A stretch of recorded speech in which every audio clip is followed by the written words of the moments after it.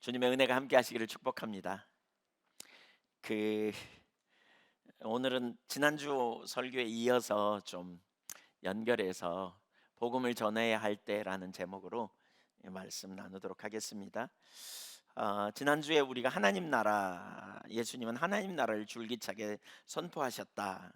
공생애를 시작하면서 또 제자들을 훈련시키실 때, 부르신 다음에 훈련시키실 때도 하나님 나라를 지속적으로 선포하셨다.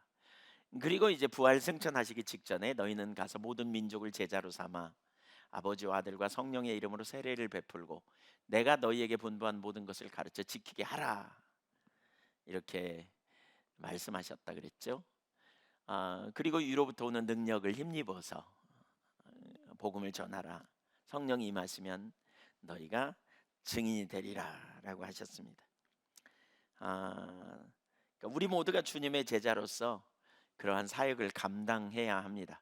그러기 위해서 중요한 게 이제 우리가 하나님 나라 백성이 먼저 되어야 된다. 그래서 팔복에 대해서 우리가 지난주에 살폈잖아요. 육체를 의지하지 않고 그리스도를 의지하는 사람은 더 이상 죄책감에 실패하는 자신을 보면서 죄책감에 눌리지 않고 그리스도를 의지하여 애통함으로 가고, 애통함이 반복되어지면서 온유함으로 가고, 그래서 온유함에서 하나님을 향하여서는 의에 줄이고 목마름, 그리고 이웃을 향해 긍휼히 여기는 마음으로 가게 될 때 우리가 진정으로 다른 사람을 섬기고 또 사역하는 삶을 살 수 있다, 이렇게 나눴습니다. 하나님은 우리를 통해서 주님의 일을 이루기 원하세요. 하나님의 나라는 이미 왔어요. 우리는 구원받았지만 그러나 아직이라는 개념이 있다 그랬죠. 하나님의 나라가 미래에 완전할 것이다. 그래서 이 땅에서 있는 동안 우리가 하나님 나라의 사명을 감당해야 돼요. 하나님 나라 백성으로 살고, 그래서 빛과 소금의 역할을 감당해야 되는,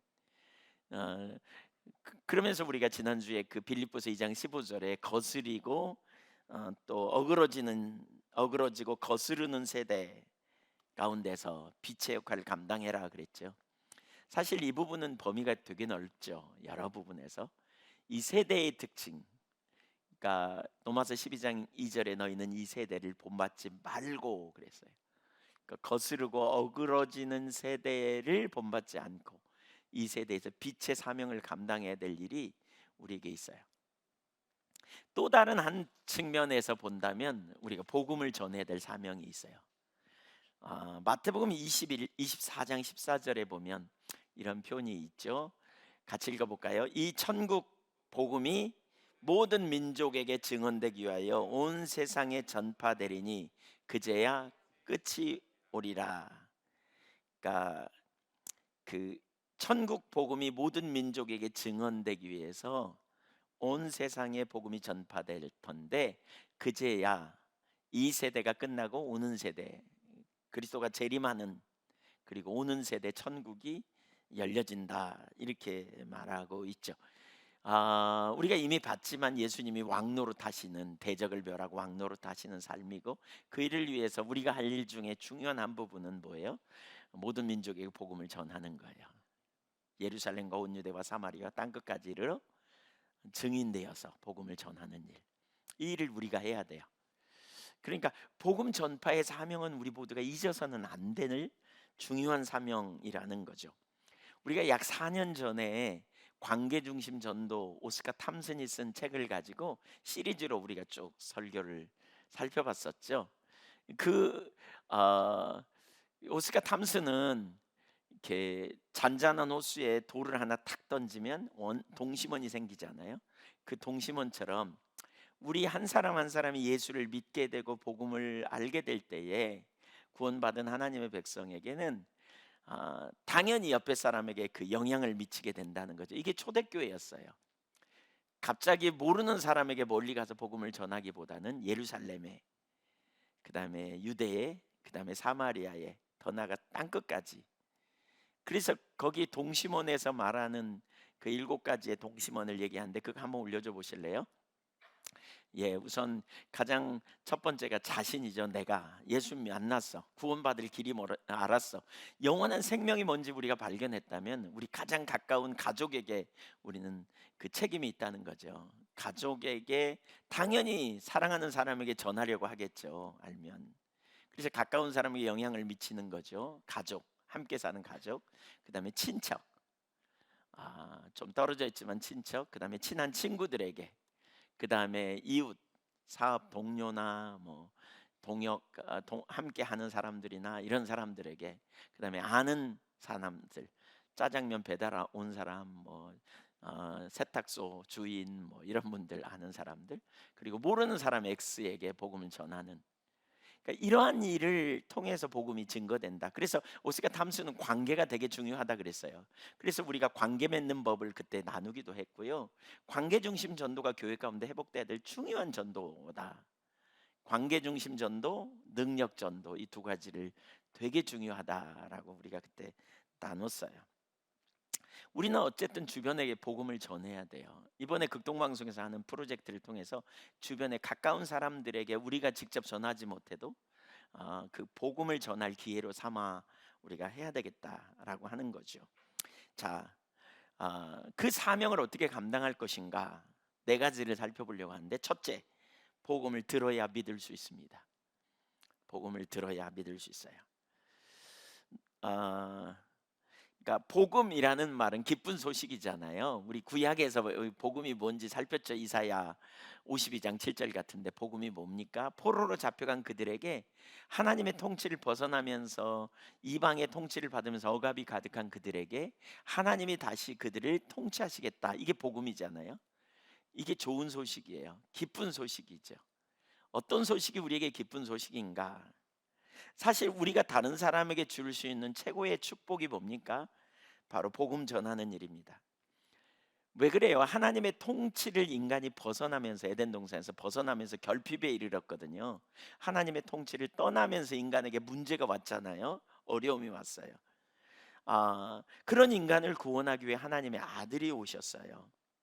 그래서 아들을 믿는 자에게는 다시 하나님과의 관계가 회복되고 하나님의 아빠가 되셔서 우리가 하나님을 힘입어 살아가는 삶, 바꿔 말하면 예수님을 힘입어서 예수님을 믿음으로 의롭다함을 칭함을 받고 예수님의 그 은혜로 말미암아 우리가 하나님의 자녀가 되고 창조주의 능력을 힘입어서 우리가 살아가는 삶, 이게 영생의 삶이라 그랬죠. 다른 말로 말하면 이걸 뭐라 그래요? 하나님 자원으로 사는 삶이에요. 내 자원이 아니에요. 내 지혜, 내 능력, 내 힘이 아니고 하나님의 자원, 하나님을 의지하고 살아가는 삶, 하나님의 능력을 의지하고 살아가는 삶, 그렇죠? 예, 이 삶의 비결을 우리가 빨리 깨달아야 돼요. 이게 복음이에요. 우리 자원으로 살려고 하면 내 지혜가 좀 남보다 나으면 우울의식과 자부심 같고, 그러나 못하면요 열등의식에 빠지죠. 이게 육체에 의한 삶이라 그랬어요. 나는 지혜가 없지만 예수는 하나님께로 나서 나에게 지혜가 된다. 예수님의 지혜로 사십시오. 예수는 하나님께로 나서 나에게 구원이 되신다. 예수는 하나님께로 나서 나에게 의로움이 되신다. 예수는 하나님께로 나와서 나에게 거룩함이 되신다. 예수님으로 사는 거예요. 예수님으로. 이걸 다른 말로 표현하면 뭐라 그러냐? 예수님의 생명으로 사는다. 예수 생명, 내 생명. 부활의 생명이에요. 이게 부활의 능력. 그 능력으로 사는 거예요. 그러니까 내가 없어도 우겨쌈을 당해도 쌓이지 않아. 답답한 문제야, 내 눈으로 볼 때. 그러나 낙심하지 않아요. 왜냐하면 우리 주님이 내게 능력이니까. 이게 복음의 능력 아닙니까? 이 능력, 그 복음 안에서 사는 삶이 우리 가운데 실제가 되어져요. 아무것도 없지만 모든 것을 가진 자처럼 살 수 있는 거죠. 당장에 뭐가 없다고 할지라도 필요를 채우시는 하나님의 능력, 이 주님을 우리가 알아야 강력하죠. 그래서 우리는 그 주님을 알게 되고 그 주님을 믿음으로 살도록 자꾸 이렇게 전해야 돼요. 먼저 우리가 그런 삶이 되어져야 되겠죠. 그래서 그 복음을 통해 결핍이 해소되고 영생의 삶을 누리는 이 축복을 우리가 경험해야 된다는 거죠. 이 축복이 우리에게 실제가 되어져야 돼요. 그래서 우리는 모두에게 복음을 전해야 될 사명이 있어요. 13절을 보겠습니다. 오늘 본문 13절. 누구든지 주의 이름을 부르는 자는 구원을 받으리라. 구원, 영생, 천국에 들어감, 이 삶을 얻어요. 근데 누가요? 어떻게요? 14절 보세요. 그런즉 그들이 믿지 아니하는 일을 어찌 부르리요? 믿어야 부른다는 거예요. 그 다음에 보세요. 듣지도 못한 일을 어찌 믿으리요? 믿음이 있으려면 들어야 돼. 그러면 어떻게 해야 돼? 전파하는 자가 없이 어찌 듣겠는가 하는 거예요. 전파해야 듣고, 들음으로 믿음이 생기고, 믿음으로 부르는 거예요. 그래서 구원받는다는 거죠. 그러니까 가장 시작은 뭐예요? 들을 수 있도록 전해야 돼요. 전하면 듣고, 들으면 믿음이 생기고, 믿음으로 말미암아 예수님을 부르고, 부르는 자가 구원받는다, 그런 의미죠. 그러니까 예수님을 믿을 수 있도록, 그리고 부를 수 있도록, 그래서 구원에 이르도록 우리는 복음을 전할 사명이 있다. 전해야 돼요. 전해야 돼요. 들어야 믿는데 전해야 된다는 거죠. 오스카 탐슨의 그 관계중심 전도 책에 보면 이분은 이렇게 표현해요. 언젠가 우리 관계의 원에 있는 이들을 대면해야 되는 때가 온다. 그때가 되면 우리는 반드시 복음을 전해야 한다. 때로 우리는 기도하고 또 기도해 놓고는 막상 하나님이 그 기회를 주시는 순간에도 우리는 침묵한다. 여러분 중에 영혼 구원을 위해 기도하고 있는 분 손 들어보세요. 영혼 구원을 위해 기도하고 있는 분. 네, 많이 기도하시네요. 네, 네, 잘하셨어요. 근데 하나님이 우리가 기도하면 기회를 주신다는 거예요. 그때 우리가 침묵하고 있으면 안 된다는 거죠. 그때 바로 복음을 전해야 된다는 거예요. 근데 많은 사람들이 침묵하면서 뭐라 그러냐, 이 사람 이렇게 말한다는 거죠. 전 그 사람에게 삶으로 보여줄래요. 왜냐하면요, 제가 원래 말을 잘 못하거든요. 근데 그런 사람들 옆에서 지켜보면 다른 얘기는 되게 잘한다는 거죠. 날씨 얘기, 먹는 거 얘기, 또 무슨 취미 얘기, 이런 얘기하면 그냥 잘 얘기한대. 그냥 뭐 스포츠 얘기, 뭐 이런 얘기 하면 그냥 얘기하는 거 좋아한다는 거죠. 그런데 복음 전하는 일은 못하면서 삶으로 보여준다는 거예요. 주겠다는 거예요.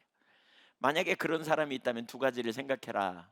이렇게 오스카 탐슨 얘기해요. 하나는 뭐냐면 예수님은 말로도 전하고 행동으로도 보여줬는데 당신이 그렇게 하려면 예수님보다 더 잘 살아야 된다. 더 잘 살아야 된다. 그리고 또 하나는 기억할 것은 여러분이 선하게 산다면 선하게 살 수 있도록 여러분을 도우시는 동기, 원천, 능력의 원천은 예수님이라는 걸 전하지 않으면 여러분이 아무리 선하게 살아서 그 사람에게 잘 보여도 그 사람은 예수 믿을 수 없다. 이렇게 표현해요. 그걸 가르쳐 줘야 된다는 거죠. 결국 뭐 해야 돼요? 우리는 복음을 전해야 된다는 거죠. 근데 복음 전하는데 사실 어려운 문제 중에 하나는 뭐냐면 이 두려움이 있어요.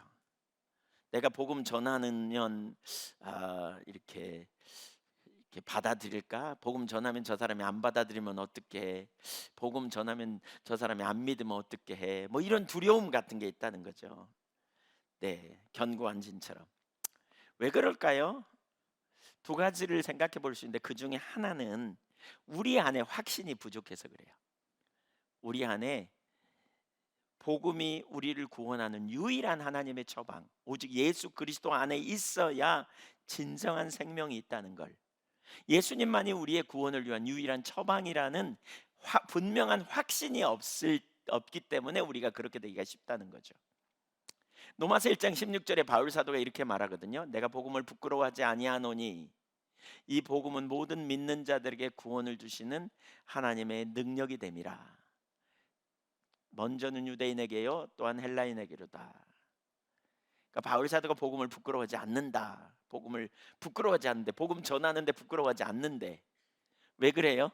복음은 모든 믿는 자, 누구든지, 유대인이나 헬라인이나 누구든지 믿는 자에게 구원을 주시는 하나님의 능력이기 때문이다. 여기 능력이라는 말이 처방이라는 뜻이 있다 그랬잖아요. 두나미스라는 말로 처방, 구원을 주신 하나님의 처방. 죽음에 이르는 병에 걸렸어요. 모든 사람이 죄를 지어서.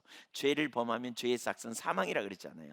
근데 죄를 범함으로 죽음에 이르는 병에 걸린 인간을 구원하시는 하나님의 유일한 처방이라는 확신이 있기 때문에 나는 복음을 부끄러워하지 않는다, 이렇게 말하고 있는 거죠. 이게 보여야 돼요. 이게 보여야 돼요. 우리에게 이게 분명한 확신이 있어야 돼. 예수 믿어야 너 구원받는다. 이 확신이 우리 가운데 필요해요. 그래서 복음은 좋은 소식이고 너무나 놀라운 능력이라는 걸 보여줘야 돼요. 보여줘야 돼요. 그러니까 이 확신이 우리 가운데 있을 때는 자연스럽게 나오는 거죠. 제가 저희 추석 날 아침에 예배 드릴 때 제가 무슨 말씀을 전해야 될까 저녁에 생각하면서 아침에 일어나서 말씀을 전하면서 그 메시지를 전했어요. 제가 생각해 보니까 저희 자녀들에게 주고 싶은 최고의 말씀은, 나누고 싶은 최고의 말씀은 하나님을 경외하는 삶을 살라고 나누고 싶더라고요. 하나님은 창조주시잖아요. 그 다음에 그 창조주가 우리를 구원하셨죠. 그렇죠? 그래서 우리가 창조주신 주님과 함께 살기 위해서 진짜 필요한 게 뭐냐면 우리가 주님의 말씀을 존중히 여기는 거예요. 사랑하면 존중히 여기는 거잖아요. 그리고 말씀대로 살아야 승리가 있어요. 그래서 제가 시편 1편 가지고 복 있는 사람에 대해서 여호와의 말씀을 주야로 묵상하는, 악인의 길을 쫓지 않고 오만한 자의 자리에 앉지 아니하고 죄인의 길에 서지 않는, 하나님의 길에 서는, 하나님을 쫓아가는 이 부분을 나누면서 스스로 제가 생각해 봤어요. 저희 자녀들에게 뭐가 최고의 축복일까? 무엇이 최고의 축복일까? 어떤 손해를 보든지 어떤 상황이든지 하나님의 길에 서는 것이다. 결국 하나님을 경외함으로. 제 안에 그 확신이 있거든요. 그래서 그렇게 나눴습니다, 같이. 그러니까 우리가 믿는 주님이 누구이신지에 대한 분명한 확신이 우리 안에 있을 때 우리가 그걸 나누는 거죠. 이게 너무 좋은 소식이야. 상대편 지금 잘 몰라. 알긴 알겠는데 잘 모르겠어. 그런데 이게 분명히 너무 좋은 확신이 있어. 그러면 어떻게든지 우리는 그걸 나누려고 하겠죠. 그 자리에 있겠죠. 이게 참 중요하다는 생각이 들고요. 또 하나는 뭐냐면 복음을 전하다 두려운 이유는 반복적으로 실패했기 때문에 그래요. 실패. 해봐도 안 돼. 복음 전했더니 잘 받아들이지도 않고 말씀 전하는데 참 어렵더라. 우리 오남예 원사님이 그 남의 집에 이렇게 복음 전하러 엄청 열심히 다녔는데 그냥 전해도 안 돼요. 목사님 안 돼요. 저한테 그런 얘기를 참 많이 하시더라고요. 해보셨으니까 그렇지 해보지도 않고 안 된다고 말하는 사람도 적지 않은데 어쨌든 참 쉽지 않은 그런 상황을 보죠. 오스카 담슨의 그 관계중심 전도 책에 보면 그분이 이렇게 말해요. 침례교는 이렇게 이제 모여서 전도대 같은 걸 참 많이 하더라고요. 미국의 남침례교단인데 모여서 그 전도대를 하는데 자기하고 평신도 5사람인데 이 평신도 5사람은 누구냐면 정말 하나님을 사랑하고 복음 전하는 걸 기뻐하며 나름대로 이렇게 각 자기 분야에서 성공의 이력이 있는 사람들. 그러니까 굉장한 열심이 있고 뭐 이들 어디 사막에다 데려다 놔도 나름대로 살아남을 만큼 그렇게 탁월한 사람들이래요. 그러니까 열정이 있고 머리도 막 뛰어나고 막 이런 사람들. 그런 사람들과 함께 자기들은 이제 미국의 네바다주의 르노라는 지역으로 이렇게 그 전도 가서 집회하고 그 지역 교회와 함께 협력해서 하는 그러한 일로 파송을 받은 거예요.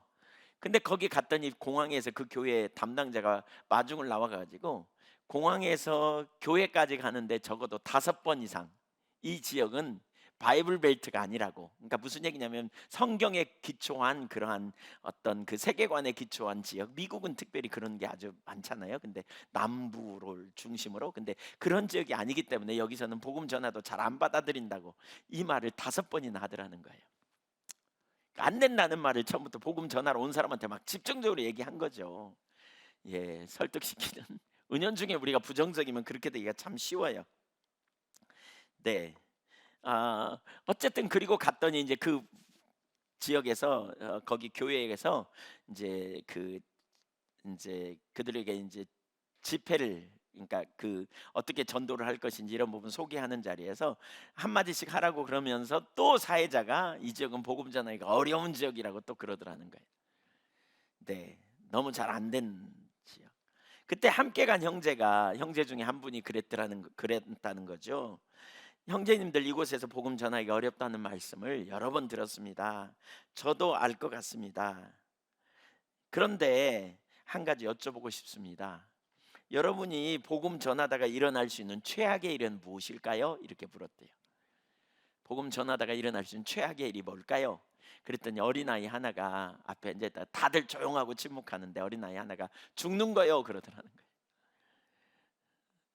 맞습니다. 복음 전하다가 우리는 죽을 수도 있습니다.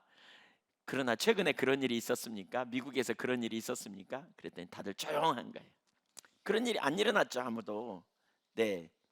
사실 복음 전하다가 죽는 일은 미국이나 한국에서는 일어나는 일이 아니잖아요. 예, 기껏해야 멸시, 조롱 받는 정도겠죠. 네. 그러니까 조용하고 침묵하는 거죠. 그러니까 우리가 복음 전합시다. 기껏해야 그 정도인데 안 된다는 말 그만하고. 사실은 우리 속에 우리도 모르게 그런 의식이 팽배돼 있거든요. 제가 그 1993년에 이제 여기 단독 목회하러 처음에 왔거든요. 근데 지방의 목사님들 목회자 일을 가든지 지방 장로님들과 이렇게 같이 모여 있어서 같이 대화하다 보면요, 많은 분들이 저한테 뭐라 그러냐면, 아이 참 어려운 지역에 왔다고, 이 지역은 복음이 안 된다고, 여기는 교회가 성장이 안 된다고, 이런 얘기를 얼마나 많이 들었는지 몰라요. 감리교가 부흥 안 된다는 얘기거든요. 사실은 감리교가 그 언더우드와 아펜젤러가 초창기에 왔잖아요. 1887년 4월 15일 날 그 부활절에 왔잖아요. 최초의 선교사죠. 근데 언더우드는 장로교 선교사고 아펜젤러는 감리교 선교사거든요. 근데 그러면서 감리교가 시작됐어요. 근데 이제 네피우스 정책이라는 게 있어요. 그게 뭐냐면 선교 교단끼리 싸우지 말고 지역별로 맞자. 그래서 이 호남 지역은 호주 장로교회가 선교했던 지역이에요. 그러니까 감리교 선교 지역이 아니기 때문에 이 지역은 감리교가 별로 없어요. 감리교가 부산 쪽은 그래도 조금 있어요. 왜냐하면 6.25 때 전쟁이 터졌을 때 그쪽에다가 이렇게 피난 간 사람들이 세워진 교회. 근데 이 호남 지역에는 감리교가 별로 없어요. 그러니까 감리교는 아주 군소도교단처럼 이해되고 별로 사람들이 감리교 그러면 좀 선입견을 갖죠. 지난주에 참 어떤 분이 오늘은 안 오셨나? 감리교라고 감리교에 가니까 은혜스럽다고 감리교 가라 그랬다 그래서 오셨던데, 지난주에 은혜 많이 받았다 그러시던데 오늘 안 오셨네요. 네, 교회가 멀다고 좀 멀리서 오셔가지고 그러시던데, 어쨌든 과거에는 이런 일이 거의 없어요. 이렇게 그러니까 안 된다는 의식이 가득해요. 안 된다는 의식이. 그러니까 외부에 나가면 감리교 부흥 안 된다는 게 머릿속에 박혀 있어요. 그래서 저희 어, 그 딸이 신학교 갔더니 어디서 아빠가 목사라 그랬더니 어디서 목회하냐 그래서 호남에서 한다 그랬더니 엄청 고생한다고 불쌍한 눈으로 쳐다보더래요. 제가 베트남에 언젠가 집회 갔더니 거기 한 분이 식사 대접하면서 그런 거 있죠. 자기 언니가 감리교 전도사인데 그 광주에서 목회하시는 분이 온다 그랬더니 그 목사님 고생 엄청 했을 거다, 잘해드려라 막 이렇더라고. 감리교 그러면 안 된다는 의식이 팽배되어 있는. 한 번은 우리 그 신학교 교수님이 오셔가지고 여기 우리 와서 여기 설교하고 가셨거든요. 가셔갖고 그러더래요. 여러분 선배 중에 목회 진짜 잘하는 사람이 있는데 호남 지역에서 교회를 크게 건축해가지고 목회 잘하더라. 감리교 전설 같은 사람이다 그랬다고. 그래서 제가 웬 전설 그랬습니다. 안 된다는 의식이 머릿속에 박혀 있어요. 해봐도 안 되더라. 사실 그 말이 맞을까요? 요즘 교회 학교가 잘 안 된다, 뭐 교회 좀 부흥이 안 된다, 뭐 이런 얘기 되게 많이 하거든요. 근데 틀린 말이 아니에요. 어느 정도 맞는 말이기도 해요. 그러나 엄밀히 말하면 우리가 성경적 관점으로 본다면 이거 속는 겁니다. 어떤 시대건 어느 시대이든 복음 전하는 일이 쉬운 적이 거의 없어요. 아니 우리가 느낄 때 60년대 70년대 80년대 들어서는 교회 개척하면 사람들이 모여갖고 교회가 잘 세워졌으니까 쉬운 걸로 느꼈죠. 근데 사실 우리가 했습니까? 주님이 하셨습니까? 주님이 하신 겁니다. 교회가 세워지면 그때 주님이 운행하셨기 때문에, 주님의 임재가 강했기 때문에 사람들이 교회에 쉽게 전도가 됐고, 전도됐을 때 교회 안에 주님이 임재하셔서 그 영혼을 만나 주셨기 때문에 교회가 성장한 거지, 사람이 한 게 아니에요. 무슨 여건이 좋아서 그런 게 아니에요. 결국 주님이 하신 거예요, 전적으로. 그럼에도 불구하고 그 어려운 상황에도 하나님은 일하셨거든요. 여러분 기억하세요. 하나님은 능치 못함이 없는 분이세요. 우리가 믿는 하나님이 누구인지 우리가 기억할 필요가 있어요. 하나님 신실하시고 능치 못함이 없는, 주님이 우리를 보내신다면 그 능력을 우리에게 주신다는 사실을 기억해야 돼요. 여기 15절을 보세요. 15절에 이렇게 말하고 있습니다. 10장 15절에 보내심을 받지 아니하였으면 어찌 전파하리요. 우리가 보내심을 받은 사람입니까? 맞습니까? 예. 예. 마태복음 28장 20절에 그랬잖아요. 19절에 너희는 가서 모든 민족을 너희는 가라 그랬어요. 모든 민족을 제자로 삼으라 그랬어요. 우리는 가라 그랬어요. 보내신 분이 주님이시라면 보내신 분이 능력을 주신다고요. 전략을 주신다고요. 그분이 우리의 의와 생명이라고요. 12제자를 파송할 때 권능을 주셔서 보내셨다 그랬어요. 70명의 제자가 귀신을 쫓아내고 주의 이름으로 병자를 치유했더니 사탄이 떨어지는 걸 보았다. 그랬더니 예수님 뭐라 그래요? 내가 너에게 권능을 주어 보냈기 때문에 일이 이루어진 거다, 이렇게 말하고 있어요. 우리 힘이 아니에요. 주님이 당신의 능력으로 그 일을 이루시는 거죠. 그래서 우리는 복음이 전해져야 된다는 거예요. 그게 주님의 마음이에요. 우리를 통해서 복음이 증거되기를 원하신다는 사실을 기억하십시다. 이게 우리의 사명이에요. 아멘. 네, 별로 아멘 안 하시는데 네, 열심히 복음을 증거해야 돼요. 두 번째, 하나님의 관점으로 사람을 보는 일이 일어나야 됩니다. 우리가 복음을 이해하기 위해서, 그리고 복음을 전하기 위해서 하나님의 관점으로 사람을 보는 것이 매우 중요합니다. 우선 인간은 하나님의 형상으로 창조됐다 그랬죠. 창세기에 보면 하나님의 형상이라는 말은 인간이 소중한 존재, 귀한 존재라는 거예요. 매우 소중한 존재. 인간은 짐승과 다른 이유가 인간은 하나님의 형상으로 창조됐기 때문에 그래요. 그래서 성경은 한 영혼을 천하보다 더 귀하게 여기신다, 이렇게 말하죠. 귀한 존재다, 이렇게 말해요. 바로 그런 인간이 죄를 범함으로 말미암아 하나님의 형상을 잃어버려서 영원히 멸망받을 상태에 놓여 있게 된 거죠. 그런 인간을 위해 하나님이 인간을 사랑하셔서 그런 인간을 위해 하나님의 아들이 우리를 구원하기 위해 오셨어요. 저와 여러분을 구원하기 위해 오셨어요. 요한복음 3장 16절 이하를 보겠습니다. 같이 읽을까요? 하나님이 세상을 이처럼 사랑하사 독생자를 주셨으니 이는 그를 믿는 자마다 멸망하지 않고 영생을 얻게 하려 하심이니라. 기억하시죠? 보내셨다, 내어주셨다. 이게 하나님의 이걸 뭐라 그러냐면, 좀 어려운 말이면 신적 수동태, 그런 표현을 해요.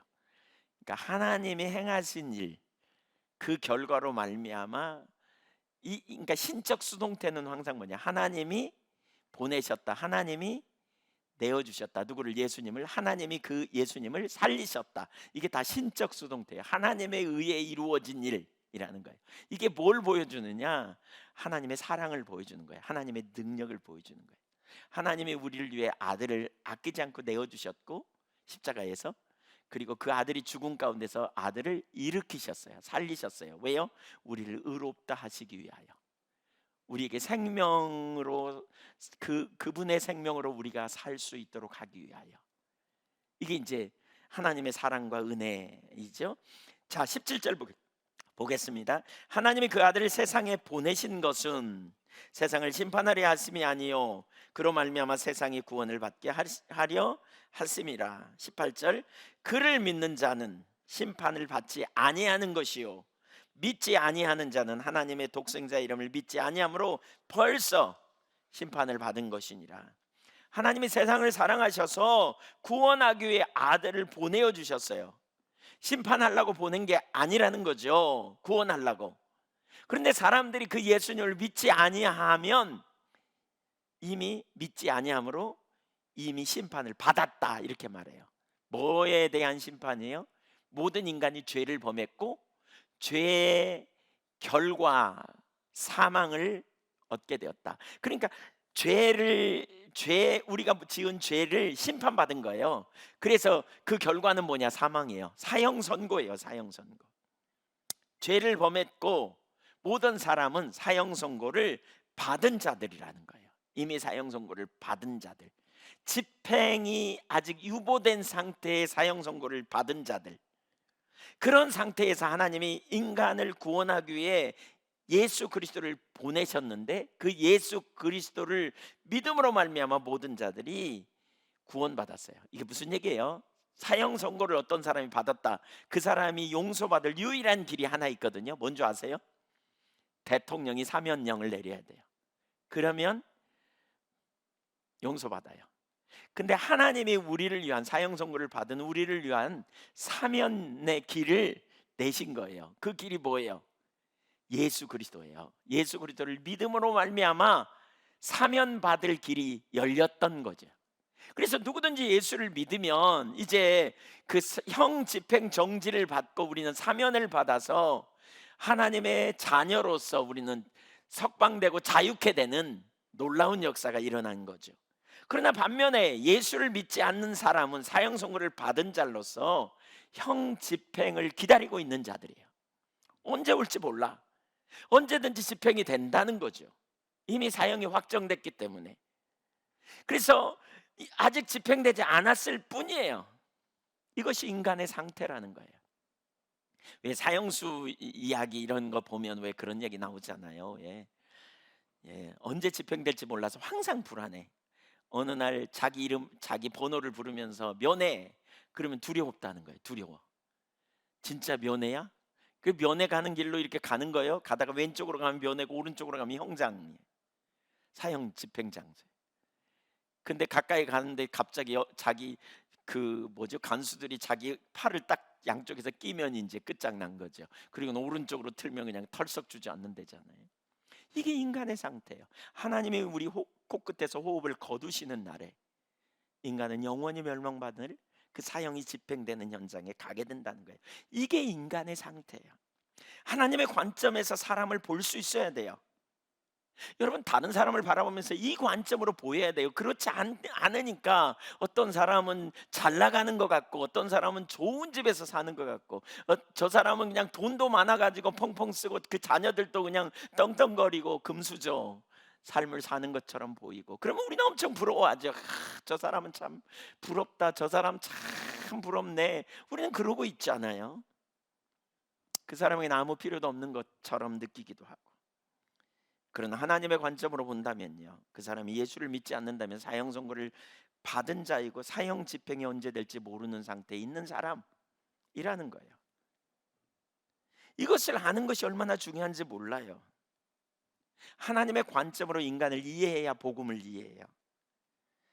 하나님의 관점으로 보여야 우리가 이웃을 진짜 사랑하고 복음이 그야말로 능력이라는 것을, 기쁜 소식이라는 것을 우리가 전할 수 있는 거죠.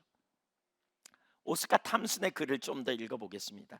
우리는 하나님을 떠나 잃어버린 자 된 사람의 상태를 깨달아야 한다. 하나님의 말씀을 믿는다면 다른 대안이 없음을 인식해야 된다.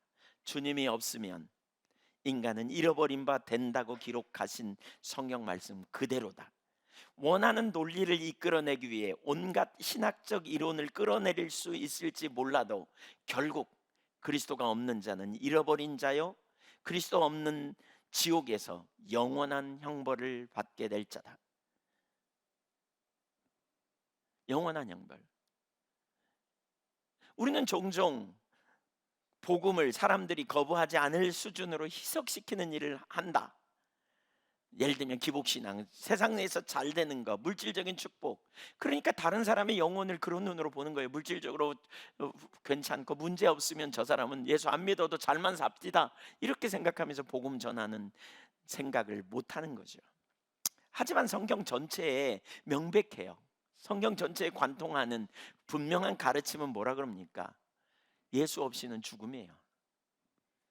요한복음 16장 4장 16절 하반부에 보면 이렇게 말합니다.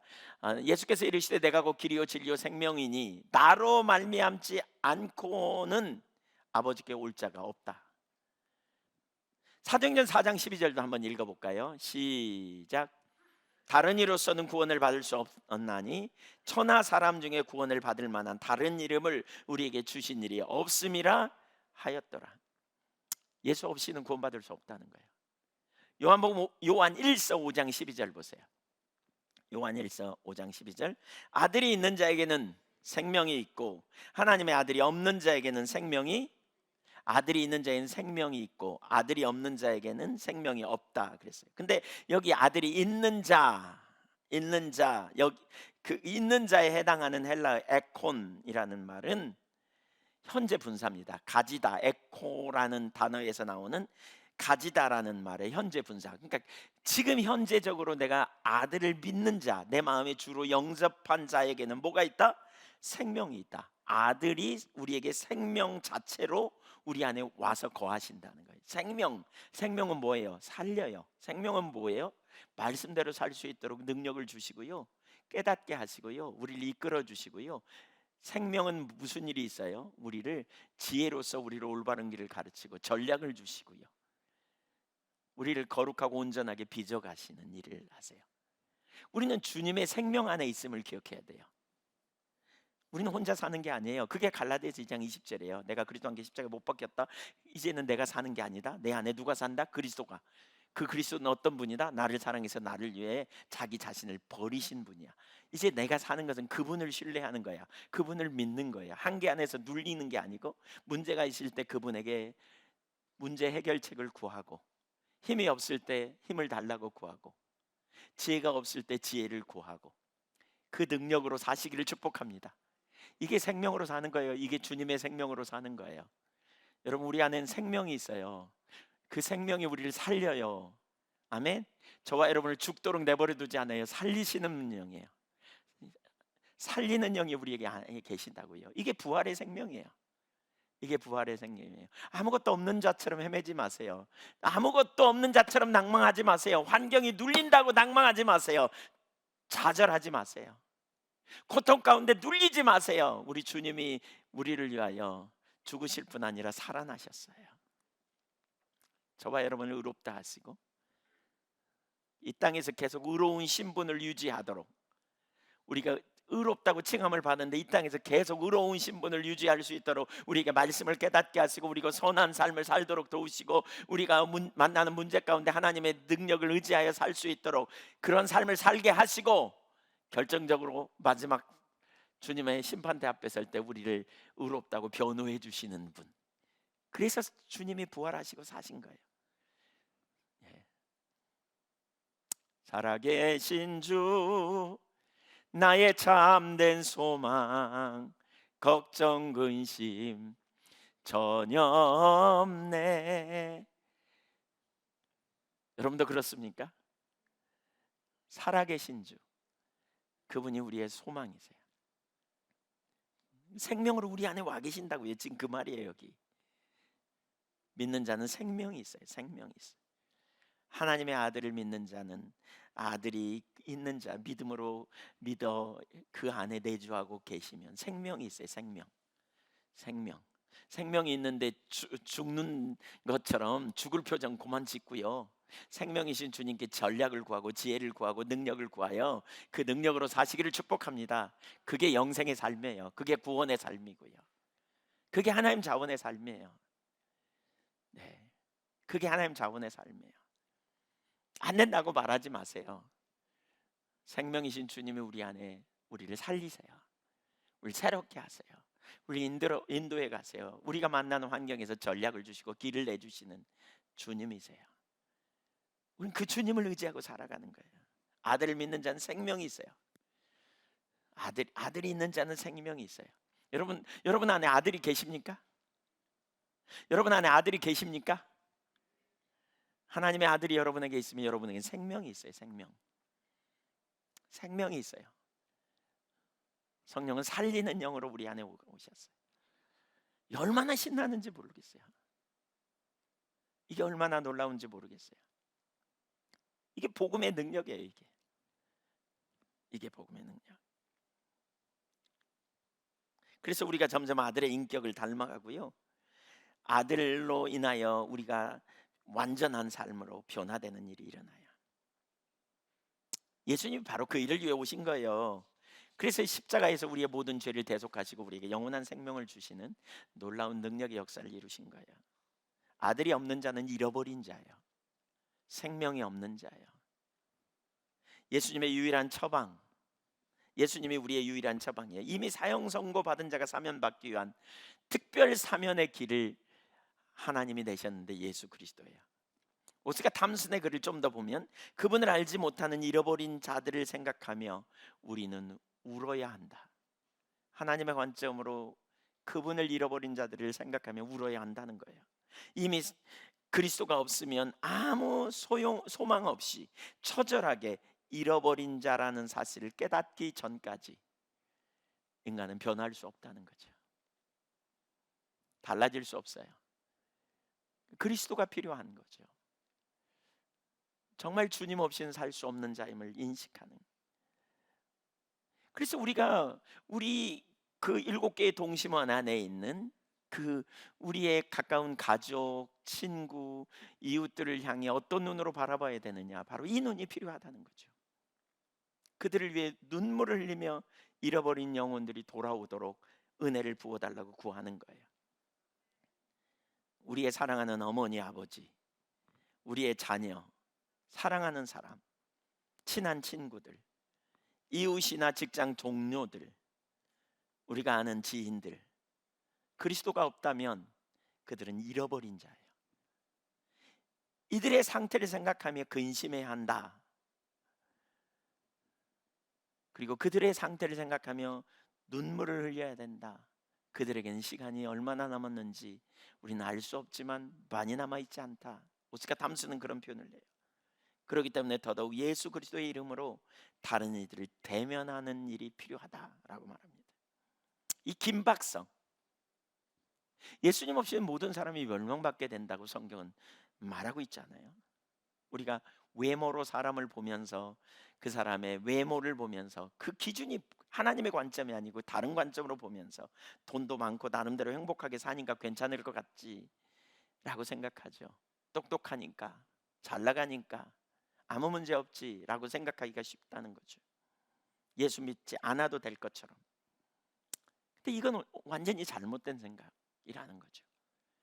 열왕기하 5장에 보면 정말 잘 나가는 사람 이야기가 나오죠. 누굽니까? 아람 나라 나아만 장군 얘기입니다. 아람 나라의 나아만 장군, 그는 용맹했고요, 인정받아갖고 높은 왕이 인정하는 장군입니다. 뭐가 부족하겠어요? 명예와 부귀가 있고 힘도 있고 아무 부족함이 없었어요. 근데 한 가지 문제가 있어요. 뭡니까? 나병에 걸렸어요. 한센병. 살이 문드러지고 썩어가는 그 질병에 걸렸어요. 스스로 해결할 수 없는, 도저히 그 당시에 불치병, 해결할 수 없는 문제예요. 어떻게 해야 되나? 그런 상황에 그냥 고통스러운 상황, 부귀와 명예가 무슨 소용이 있겠어요? 그런 상황인데. 사실 어떤 의미로 본다면 모든 인간은 영적 한센병에 걸려있는 사람이라고 할 수 있어요. 죽어가는, 해결할 수 없는 거죠, 스스로. 그런데 말이에요, 그 집에 한 포로로 잡혀간 이스라엘 소녀가 그 집에 있었어요. 노예로 있는 거죠, 노예. 어쩌면 여주인의 몸종처럼 종을, 그 종으로 있는 그 아이.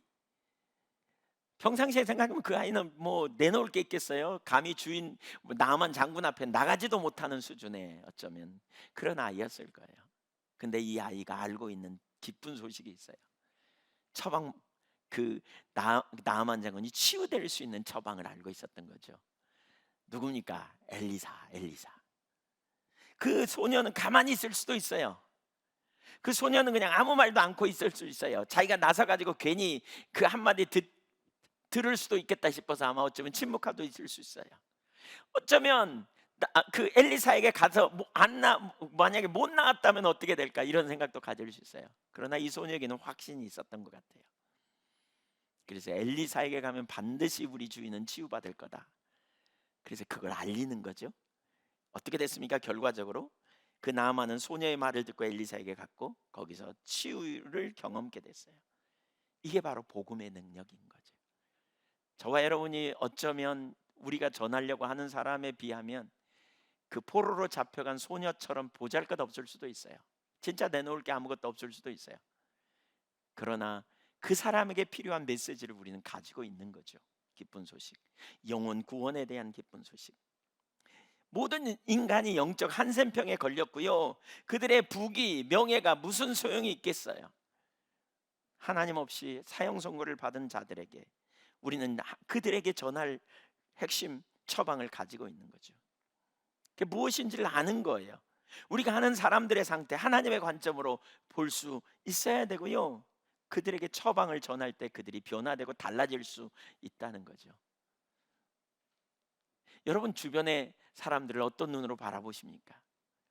주님의 눈으로 볼 수 있기를 축복합니다. 하나님의 눈으로 봐야 돼요. 복음 전하기 위해서는 이게 너무너무 중요해요. 세 번째, 뭘 전할 것인가 하는 거예요. 복음을 전해야 됩니다. 복음이 뭐예요?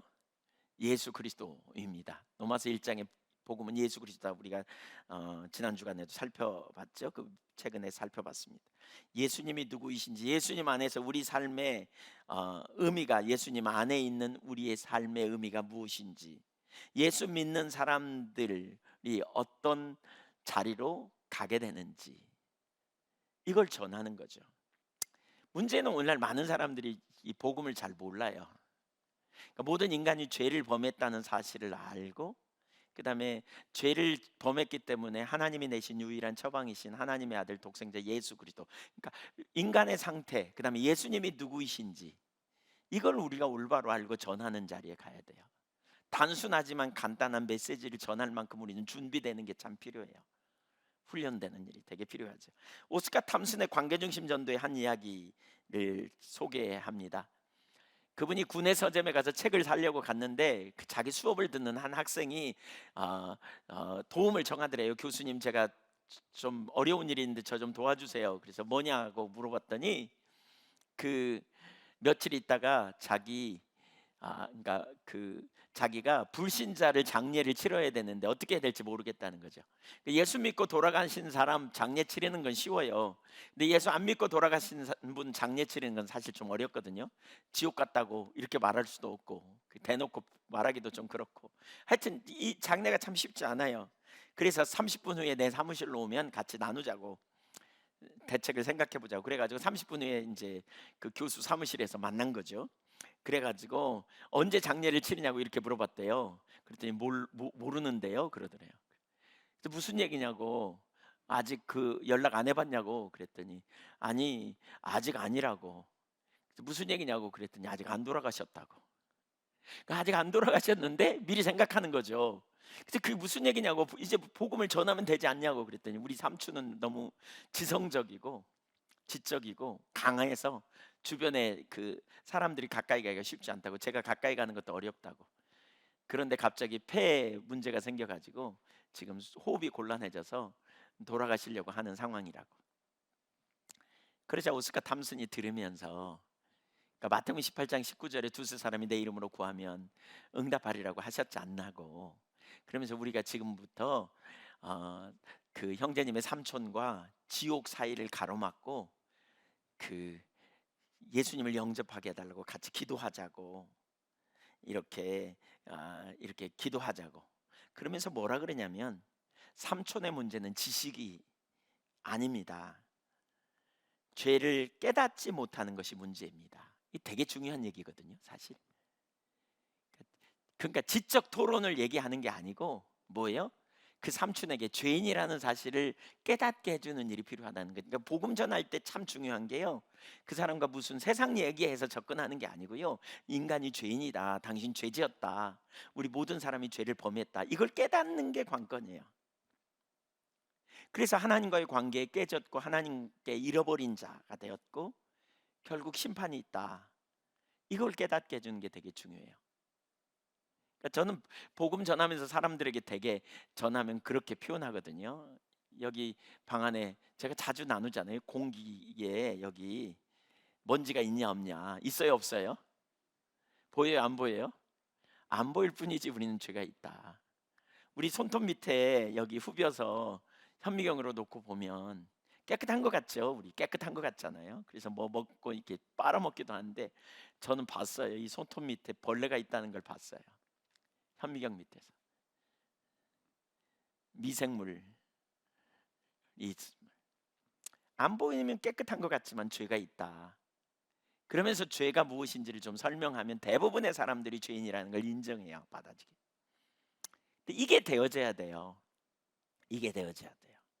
지식적으로 논쟁해 갖고 되는 게 아니에요.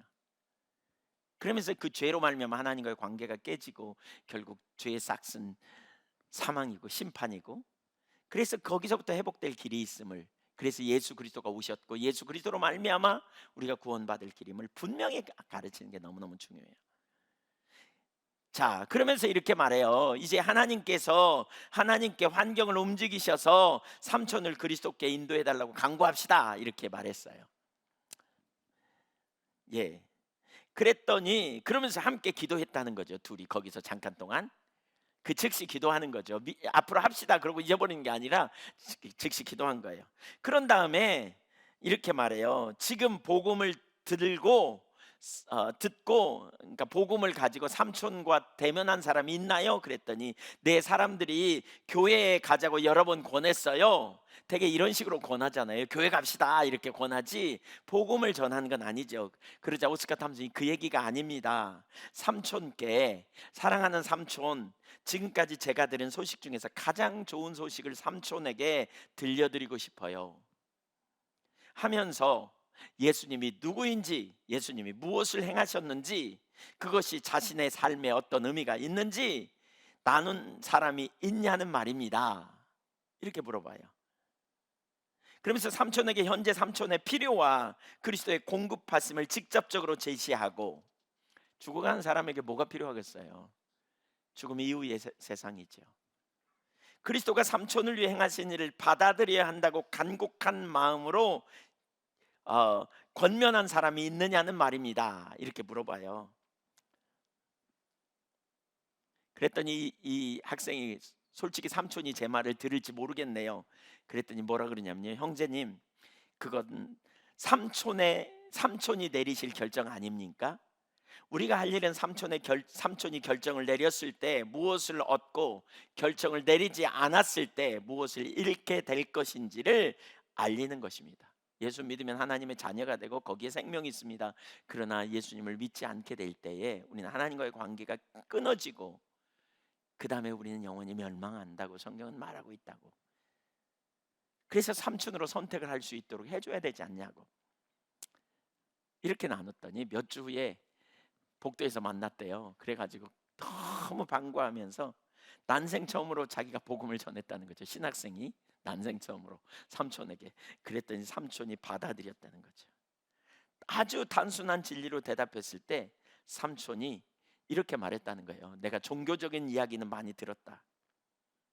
사람들이 나에게 교회 가자는 얘기는 많이 들었다. 근데 그 사람들이 하는 얘기를 내가 무슨 얘기인지는 전혀 모르겠더라. 그냥 교회 가자고만 하지 누구를 믿으라고 하는지, 그분을 왜 믿어야 하는지를 나한테 말해주는 사람은 아무도 없었다. 그리고 그걸 물어보기에는 내가 너무 교만해서 못 물어봤다, 이렇게 얘기하더라는 거예요. 그러면서 오스카 탐스는 그렇게 말해요. 실제로 진짜 많은 이들이 그리스도를 거부하는 게 아니고 교회교를 거부한다는 거예요. 예수님을 거부하는 게 아니고 교회교를 거부한다. 이분은 이렇게 표현해요. 눈에 비치는 교회교. 그리스도에 대해 참된 지식을 나누면, 그리스도가 누구이며 인간의 상태가 무엇인지를 나누면 그리스도를 대부분은 받아들인다는 거예요. 그러면서 잃어버린 자를 보게 되는 그 사람에게 만유를 지으신 하나님과 교제할 능력이 있음을 기억해야 된다. 이렇게 오스카 탐스는 얘기해요. 그러니까 하나님에게 잃어버린 자라는 거죠. 여러분, 하나님이 잃어버린 자예요. 그래서 누가복음 15장을 보면서 신학자들은 그렇게 말하거든요. 하나님은 잃은 자를 찾으러 오시는 하나님이라고 표현해요.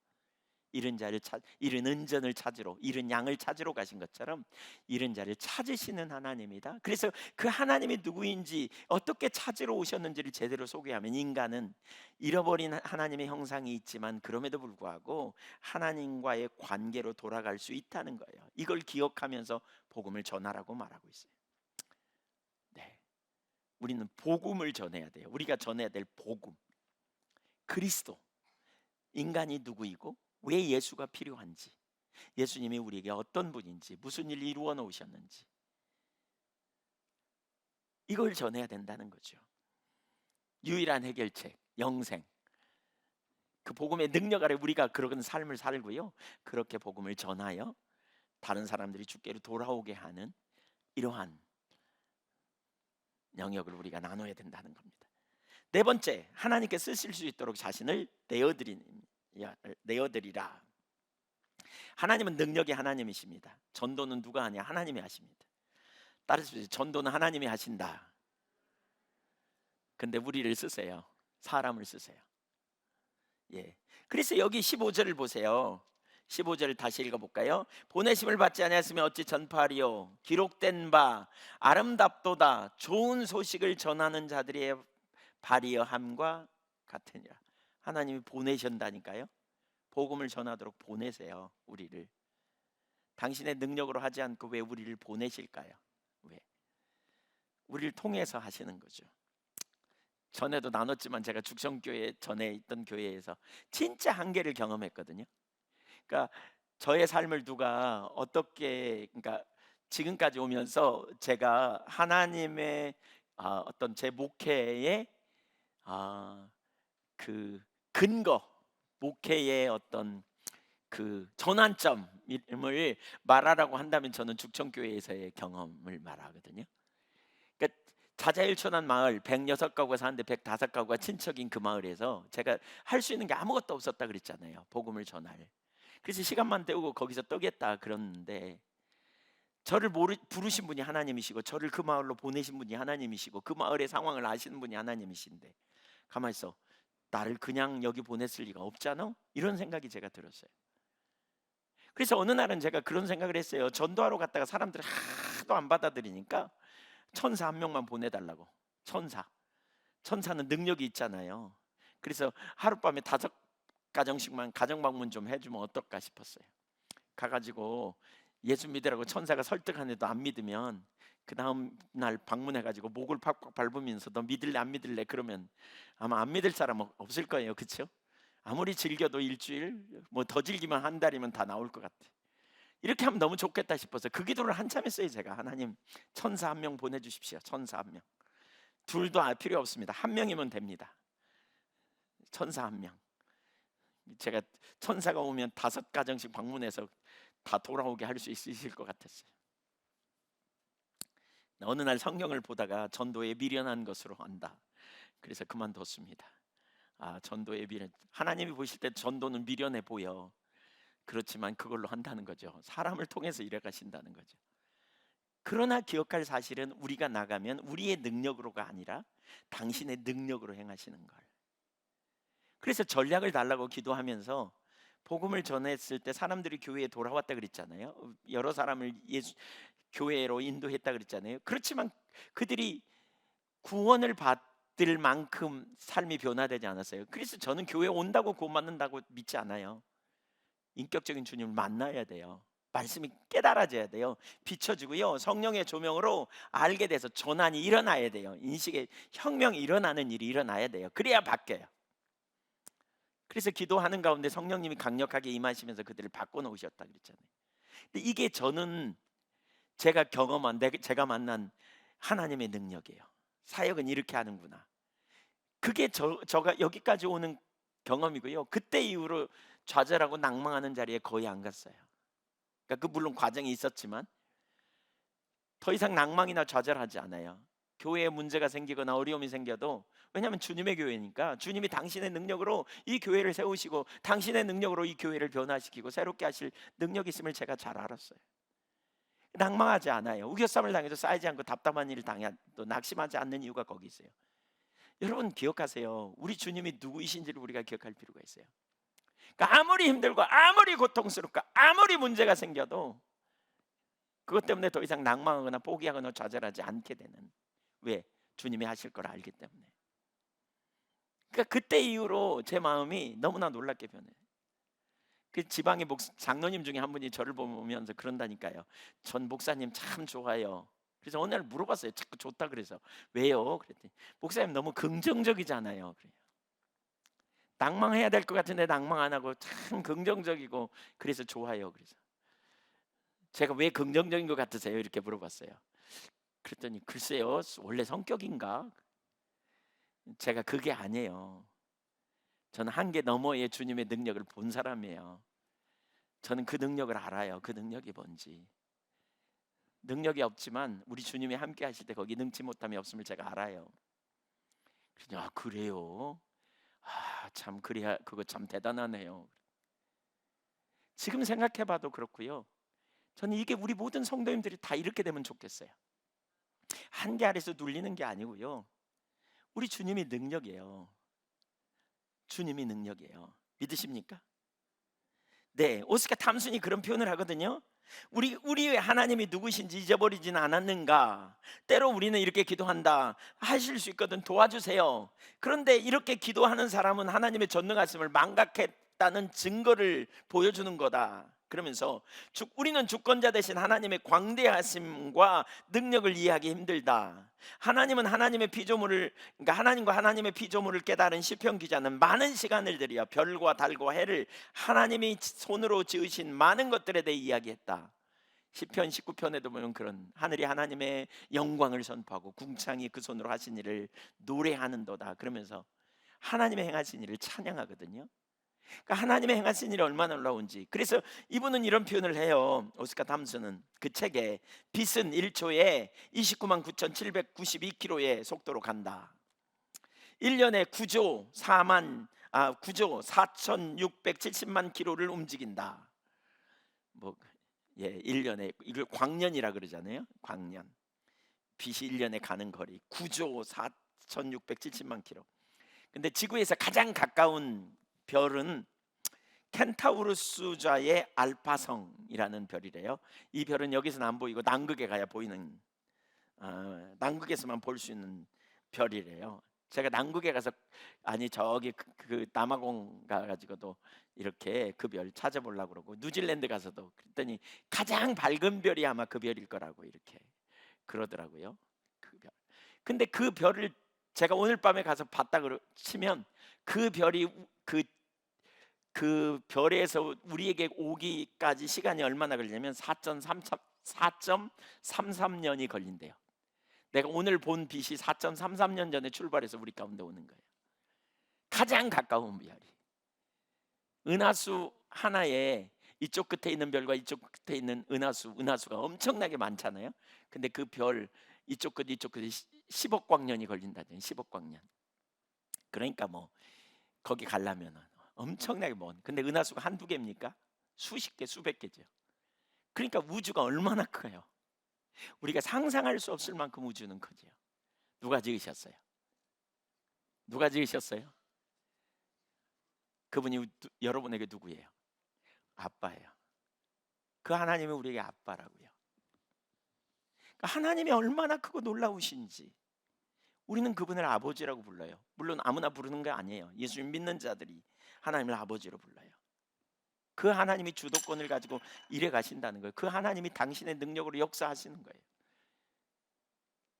전도도 마찬가지고요. 우리의 삶의 모든 영역에서도 여러분 마찬가지예요. 우리가 낙심하고 좌절할 게 아니에요. 저는 최근에 더 부활의 생명에 대해서 하나님이 제 눈을 더 열어 주시는 것 같아요. 부활의 생명이 뭔지, 아들 안에 있는 생명이 뭔지를 자꾸 더 많이 깨닫게 해주세요. 이렇게 제가 그걸 더 많이 알고 싶어요. 더 많이. 부활의 생명, 아들이 우리 안에 계심으로 그 생명이 있다는 말의 의미를 더 많이 깨닫게 되기를 원해요. 그 삶으로 우리가 실제로 살아야 돼요. 거기. 근데 그 하나님이 능력으로 우리와 함께 계시는데 우리가 뭘 염려하겠느냐고요. 오늘 혹시 여러분 중에 염려하고 낙담하고 혹시 좌절하는 마음이 있다면 여러분의 초점이 어디 있는지 보세요. 여러분 안에 능력이 없어요. 그래서 하나님의 아들이 오셨어요. 우리 안에 답이 없어요. 육체를 의지하는 거 그만두고 그리스도를 의지하는 삶으로 우리가 가는 게 복음의 능력이라면 그리스도를 통해서 하나님이 우리 아빠가 되시고 우리는 그 무한한 주님의 능력을 힘입어서 이 땅에서 살아가는 주의 자녀들이에요. 그 능력으로 사시기를 축복합니다. 전도도 마찬가지예요. 그 주님이 하신다는 거예요. 그 주님, 그 하나님이 이루시는 거예요. 우리가 전도를 하도 실패를 많이 해보기도 하고 또 하나님이 정말 아이고 그분은 안 될 거야. 아까 그 청년처럼 우리 삼촌은 절대 안 돼. 이렇게 우리가 생각할 수도 있죠. 오스카 탐슨의 그 이야기를 여기 좀 읽어보겠습니다. 어느 날 그 아까 5명의 사람들과 갔다 그랬잖아요. 근데 그 중에 3명과 함께 빨래방 그 동전 빨래방 있잖아요. 동전 넣고 빨래하는 그 빨래방을 찾으려고 갔대요. 근데 차를 타고 자기하고 세 명의 세 명의 사람들과 함께 가는데 갑자기 세 명이 좀 차를 세우라 그러더래요. 그래서 차를 세웠더니 정원에 물 뿌리고 있는 어떤 여자분을 보더니 쏜살같이 세 명이 가더래요. 그래서 또 왜 저러나 그러고는 있었대요, 이분이. 그랬더니 좀 이따 자기를 향해 손을 까불면서 오라 그러더래요. 그래서 왜 그러지? 그러고는 이제 나갔대요. 그랬더니 방으로 들어가더라는 거예요. 그래서 자매 혼자 있는데 들어가지 말라고 그렇게 가르쳤는데, 그랬는데 여자아이 아니 남자 그러니까 꼬마들 두 명이 고개를 내밀고 쳐다보더래요. 그래서 아, 다행이다. 그리고 들어갔대요. 들어갔는데 그분이 이렇게 말하더라는 거죠. 아, 와주셔서 정말 감사합니다. 지난주부터 저는 남편과 별거에 들어갔어요. 정말 힘들었어요. 저희 아이들도 화가 많이 났고요. 저희는 교회에 다니지 않아요. 이런 상황을 터놓고 얘기할 사람이 한 명도 없었어요. 그러자 형제 중에 한 사람이 간단하게 복음을 전했대요. 매우 단순하고 소박하게. 그러자 그녀는 금방 이렇게 말했다는 거예요. 오, 지금 말씀해 주신 것들을 전에는 전혀 이해하지 못했어요. 아시겠지만 그간 마음이 너무 가라앉아 있었죠. 마당에서 장미에 물을 주면서 저는 정말로 하나님이 계시다면 나의 이런 상황에서 좀 도와달라고 애원했어요. 누군가를 좀 보내달라고 애원했어요. 그런데 여러분들이 갑자기 다가오신 거예요. 여러분 너무나 놀랍지 않아요? 부인과 두 자녀는 그 자리에서 예수 그리스도를 영접했고요. 그날 저녁 집회에 참석하기로 했다는 거예요. 그러니까 전도에서 이제 집회해 가지고 복음 전하고 이렇게 하는 건데 그 자리에 참석하기로 했대요. 그러니까 하나님의 환경을 움직이고 있죠. 이게 능력 전도입니다. 능력 전도는 뭐냐면 하나님의 시간에 하나님이 적당한 사람을 보내셔서 일하시는 거예요. 우리 사도행전 계속 봤으니까 아시잖아요. 예, 사울을 만나시고 그 다메섹에서 만나시고 아나니아를 보내셨고, 또 빌립 에디오피아 네이시를 이사야 53장 읽으면서 이게 누굴까, 이 종이 누굴까 할 때 빌립을 보내가지고 예수님 영접하게 하고, 이게 이제 능력 전도거든요. 적당한 시간에 정확하게 보내셔서 사람을 통해서 일해 가시는 거죠. 만약에 그 부인이 그렇게 누군가 좀 보내주세요 이럴 때 그 사람들이 보고 안 갔더라면 어떻게 했을까요? 그러니까 그 세 사람은 하나님이 일해 가시는 게 초점을 뒀던 거죠. 지나가면서 보다가 저 사람을 좀 구원하면 좋겠다는 마음을 하나님이 주셨고 뛰어가서 전했더니 그런 일들이 일어난 거죠. 이렇게. 네. 바로 같은 시간에 나머지 두 사람이 식료품점에 뭘 사러 갔대요. 먹거리 이제 뭐 점심 준비하려고 사러 갔대요. 근데 사러 가서 봤더니 어떤 사람이 그 이제 그 빠찡코라고 하는 거 있잖아요. 왜 이렇게 돈 넣고 뭐 이렇게 하는 거 우리는 잘 몰라요. 저도 딱 한 번 경험해 봤는데 한번 봤는데 이렇게 그 도박하는 뭐 그런 기계가 미국에는 이제 작은 상점에도 있나 봐요. 그래서 어떤 사람이 그걸 하고 있으니까 이 사람들이 두 사람이 갔다가 한 사람이 그거 해봐도 소용없을 거요. 돈을 다 잃어버릴 거요. 그 강도에게 다 뺏길 거요. 이렇게 하면서 제가 더 좋은 일이 있는데 알려드릴까요? 그랬더니 뭔데요? 그러고 그래서 밖으로 나와가지고 이제 오늘 저녁에 와보라고, 오늘 저녁에 이렇게 복음을 전하고 오늘 저녁에 와보라고 그랬더니 오겠다 그랬대요. 그래가지고 그날 저녁에 집회를 했어요. 한 200명 사람들이 모여서 말씀을 전하고 예수를 구주로 영접했거나 영접할 사람, 오늘 영접했거나 영접할 사람 나오라 그랬더니 이쪽에서 남자가 걸어 나오고 이쪽에서 아내와 아니 그 여자분과 아이 둘이 이렇게 걸어 나왔어. 그랬더니 둘이 보더니 깜짝 놀란 거예요. 지난주에 별거를 시작했던 두 사람이 부부예요. 남의 일이라 놀라지도 않죠. 너무나 놀라운 일이잖아요. 네, 뭐 우리는 뭐 이렇게 그런 일은 너무 놀라운 일이라서 뭐 이거 진짠가 뭐 아닌가 이럴 수 있는데 오스카 탐슨의 책에 나온 이야기예요.